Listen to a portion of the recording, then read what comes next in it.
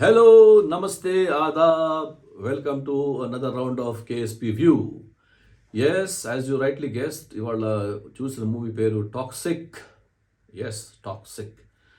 దానికి ఒక ట్యాగ్లైన్ పెట్టారు ఏంటంటే fairy tale for the grown-ups అని. నేను మళ్ళీ ఇంటికి వచ్చి చూడాల్సి వచ్చింది. ఫెయిరీ టైల్ అంటే ఏంటి, గ్రోనప్ అంటే ఏంటి అని చూసుకోవాల్సిన అవసరం వచ్చింది. And I don't know what he means. నేనేమంటానంటే it's a movie for the intellectuals అని అనాల్సి వస్తుంది. ఎందుకంటే ఈజీగా అర్థమయ్యే స్టోరీ కాదు, తీసిన విధానం కూడా కొంచెం గజిబిజిగా ఉంది. So I don't know what he means by fairy tale for the grownups. అంటే పెద్దవాళ్ళు చూసి ఆనందించాలనుకున్నాడేమో కానీ I don't think it's a movie that I will recommend very strongly. Basically something very very fundamentally సినిమా నచ్చలేదు. No element was very appealing or very pleasing to the eye or to the ear and all that. First 15-20 minutes తర్వాత నాకు complete disconnect వచ్చేసింది. విచిత్రం ఏంటంటే almost half an hour 40 minutes before the movie Rukmini Vasanth one more heroine ఆసిమ్ it's over అని అంటుంది.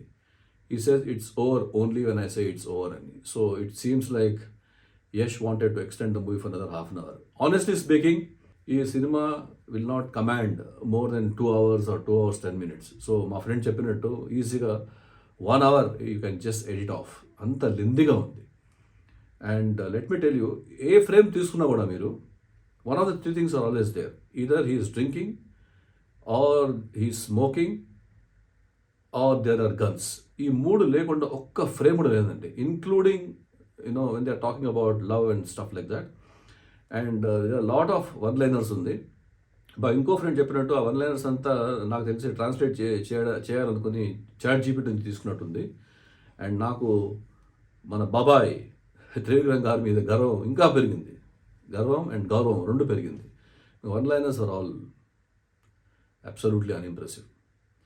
So ఏం బాగుంది మూవీలో అంటే కొంచెం టేకింగ్ బాగుంది. And more importantly I love the background score. Ravi Basrur చాలా బాగా చేశాడన్న.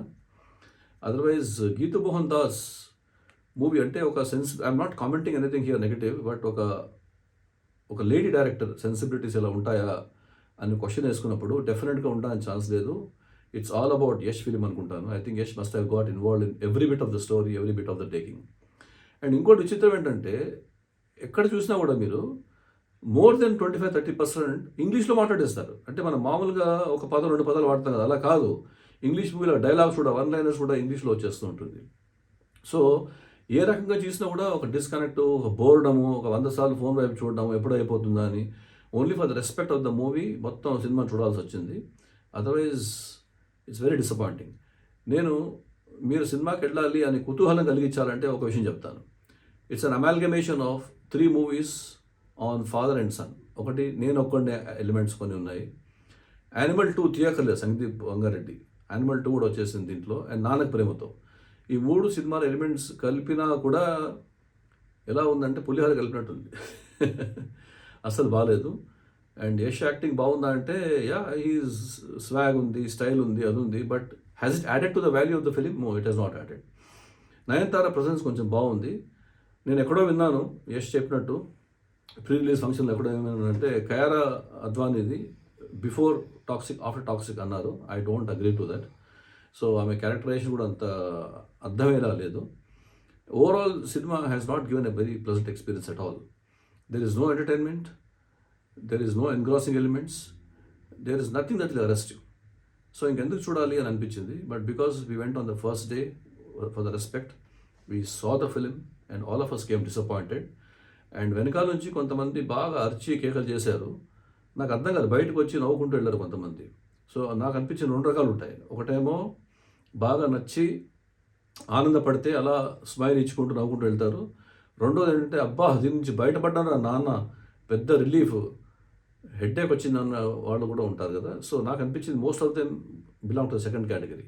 నేనైతే 100% I felt so relief. Life is so beautiful outside the theatre, outside such films అనిపించింది. I'm not being brutally criticising it, but I'm telling you what I felt. Okay, I didn't feel good at all. ఇంకా చాలా time పడుతుంది to recover from that movie hang over.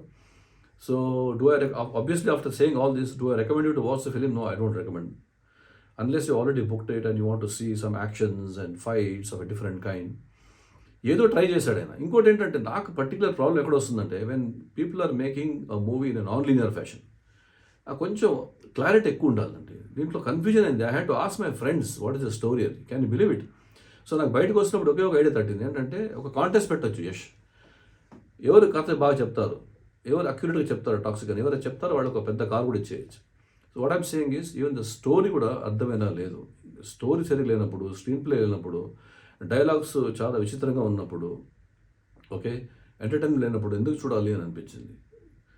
That's all. I mean I don't want to say more than that. It's up to you. You want watch, you can watch after all this. And but please do subscribe to my channel. Share చేయండి, argue చేయండి, criticise చేయండి, but share చేయండి, like చేయండి. Okay, until I see the next movie which I'm telling you, I'm going to watch Geethanjali day after tomorrow. నాకు ఈ relief కావాలి. Geethanjali is a wonderful film.